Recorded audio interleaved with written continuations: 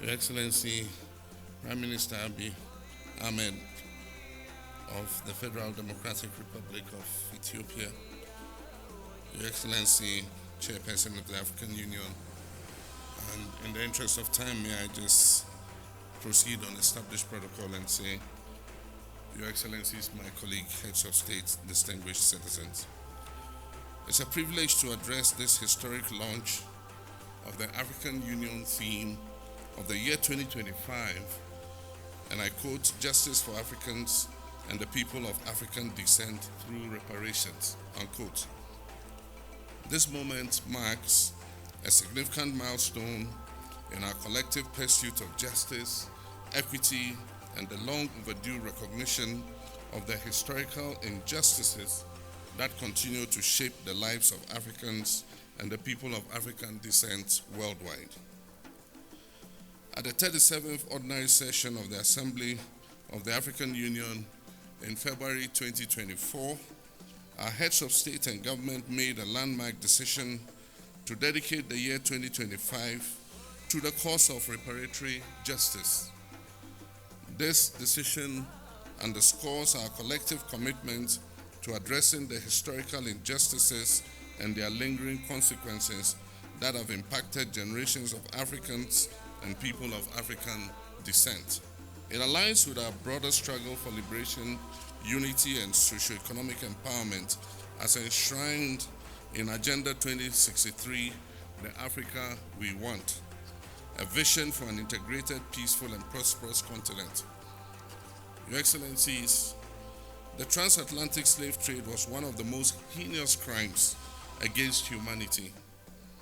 Spanning about 400 years and forcibly displacing more than 12.5 million Africans, it is estimated that at least 2 million of our compatriots perished during the Middle Passage alone. The legacy of this brutal system, along with colonialism, apartheid, genocide, and neo-colonial exploitation, have left deep and enduring scars on the fabric of our societies. Today, the descendants of enslaved Africans continue to face economic disparities, social inequality, systemic discrimination, and racial prejudices. Addressing these challenges require more than just acknowledging them. It demands action. The economic impact of colonialism on Africa has been profound. Historical estimates suggest that the continent lost trillions of dollars in both human and material resources due to colonial exploitation. The forced extraction of wealth, which included minerals, cash crops, and labor, deprived African nations of the capital and infrastructure necessary for sustainable development. Colonial policies intentionally stifled industrial growth, leading to a dependency on foreign economies that persists even till today. The systemic plundering of Africa's natural resources, coupled with the disruption of traditional governance structures, has resulted in lasting consequences, worsening poverty, underdevelopment, and inequality throughout the continent. In November 2023, Ghana hosted the Accra Reparations Conference, a historic gathering that brought together African heads of state, scholars, and representatives of the global African diaspora to advance the reparations movement. This conference reaffirmed the urgent need for comprehensive reparatory justice and laid the foundation for stronger advocacy and policy frameworks. It provided a platform for dialogue on the financial, cultural, and social restitution necessary to address the enduring effects of slavery and colonialism.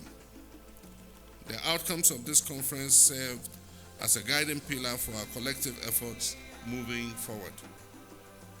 The 2025 AU theme of the year is therefore a call to galvanize efforts towards reparatory justice.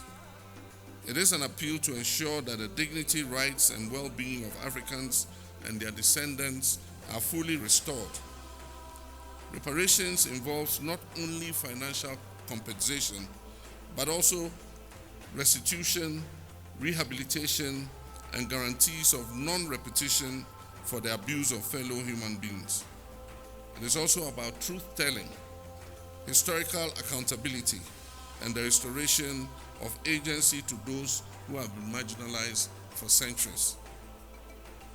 Your Excellencies, ladies and gentlemen, the call for reparations, while including, extends beyond financial redress to encompass addressing structural inequalities, ensuring educational and economic opportunities, reclaiming cultural heritage, and amplifying the voice of Africa and the diaspora communities on the global stage. Achieving justice requires multi-stakeholder collaboration. Today's pre-launch event serves as a crucial platform for concertedly rolling out constructive consultation, dialogue, and partnership. We welcome the participation of AU member states, regional economic communities, the global African diaspora, civil society organizations, academia, the private sector, and international partners in this transformative endeavor. The African Union Commission, in collaboration with key partners, have developed the concept note and revised the roadmap to guide the implementation of the reparations agenda. This initiative will further the aspirations of Agenda 2063, fostering an Africa that is self-reliant, just, and inclusive.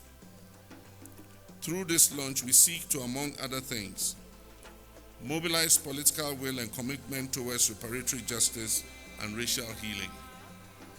Present and discuss the roadmap for implementing the 2025 theme of the year.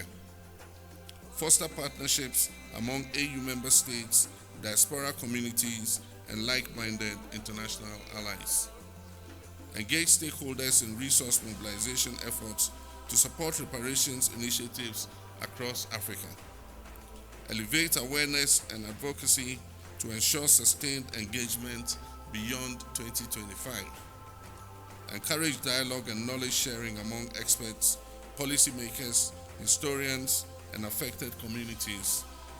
And finally, to ensure an end to the culture of silence and denial on racism and colonialism. Your Excellency, the work ahead requires a unified voice, a clear strategy, and unyielding commitment.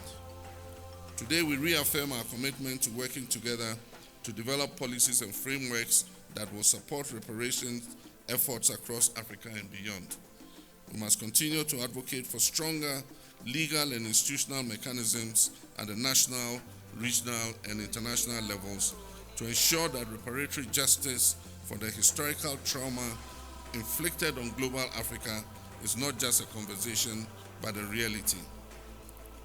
Your Excellencies, ladies and gentlemen, to conclude, I wish to express Ghana's unwavering support for this critical initiative.